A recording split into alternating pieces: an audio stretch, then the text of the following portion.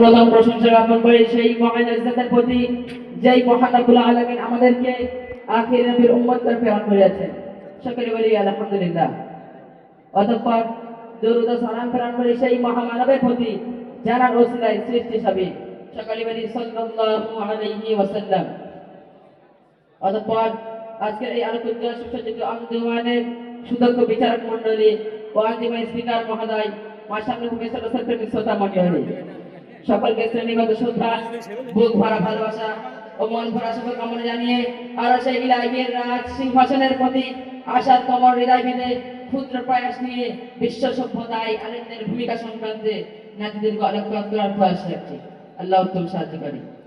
প্রিয় শ্রোতা মণ্ডলী, এ বিষয়ে বলতে গেলে বলাতে পারে যেমন ভাবে আল্লাহ রাব্বুল আলামিন সমাজ ও জাতির সর্বপ্রকার কল্যাণ সাধনে ও হেদায়েতচ্যুত মানব সম্প্রদায়কে সঠিক পথে নির্দেশনা দিতে যেমন যুগে যুগে অসংখ্য নবী রাসূল প্রেরণ করিয়াছিলেন, ঠিক অনুরূপভাবে আজ সেই সমস্ত কল্যাণ সাধনে নবীদের উত্তরাধিকারী সূত্রে উলামা সম্প্রদায়ের উপরে সেই সমস্ত দায়িত্ব ও কর্তব্য আরোপ হয়।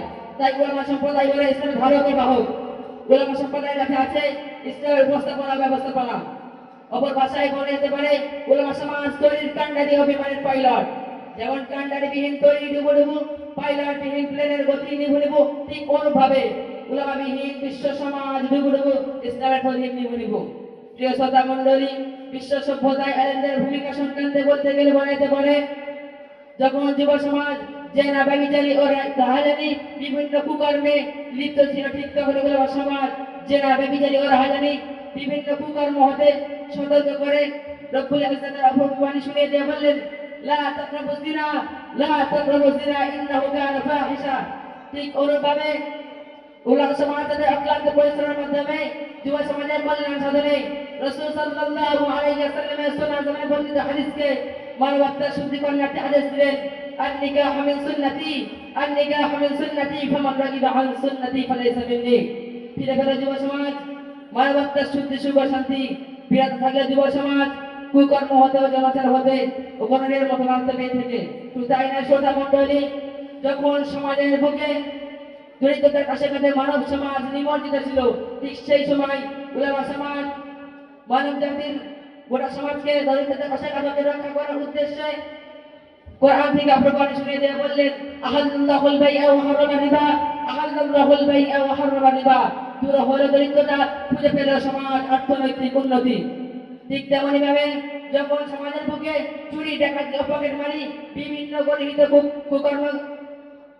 গরিহিত কুকর্মে গোটা সমাজ দুশ্চিন্তার মধ্যে নিমজ্জিত ছিল, ঠিক তখনই উলামা সমাজ গোটা সমাজকে দুশ্চিন্তার হাত থেকে মুক্ত করার উদ্দেশ্যে কোরআন থেকে অপবাণী শুনিয়ে দিয়ে বললেন, আস-সারিকু ওয়াস-সারিকাতু ফাকতু আইদিয়াহুমা, আস-সারিকু ওয়াস-সারিকাতু ফাকতু আইদিয়াহুমা।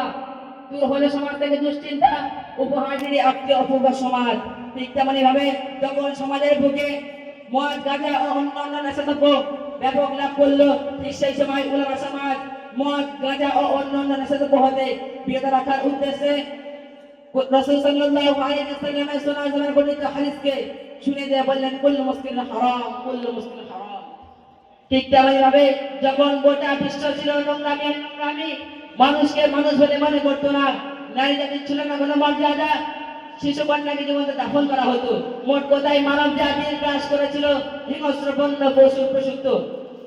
সুখ, শান্তি ও উন্নতি হারিয়ে পরিণত হয়েছিল সমাজ দূষিত, বিষাক্ত। ঠিক সেই সময় উলামা সমাজ মানব জাতির উন্নতি করবে ও মানব জাতির হৃদয় হতে হিংস্র বন্য পশু প্রসূত দূর করার লক্ষ্যে রাসূল সাল্লাল্লাহু আলাইহি ওয়াসাল্লামের সুন্নাহ জামায় বর্ণিত হাদিসকে শুনিয়ে দিয়ে বললেন, আল মুসলিম ওয়া আখাল মুসলিম। বেঁধে দিলেন ভ্রাতৃত্বের বন্ধন, খুঁজে পেল সমাজ হারিয়ে যাওয়া সুখ ও শান্তি, উপহার দিল একটি অপূর্ব সভ্যতা। হায় কি সেই অপূর্ব সভ্যতা! পরিশেষে কবির ভাষায় বলতে চাই, আলেম সমাজ সভ্যতার আলো মুছিয়ে দিয়েছে আঁধার কালো, আলেম সমাজ সভ্যতার আলো মুছিয়ে দিয়েছে আঁধার কালো। তাদের কলমে জাগো বিপ্লব, জ্ঞানের মশাল তাদের সব। ওয়া আখিরু দাওয়ানা আলহামদুলিল্লাহি রাব্বিল আলামিন। আসসালামু আলাইকুম।